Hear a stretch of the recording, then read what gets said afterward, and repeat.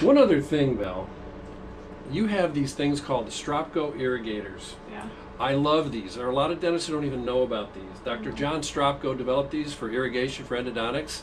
They're actually the best thing to irrigate teeth and dry around gingival tissues when you're going to do your cerex and get involved in all sorts of other areas of dryness. You got this disposable tip that you can put on it, just a lure lock, and it rotates, and it's the best thing one of the best things I ever got. Let me show them. You just put it in like your normal air water syringe. You can have a bunch of them in rotation. You just pop it in, and then you have, like you said, the disposable tips, and you can use any size or shape that fits your needs.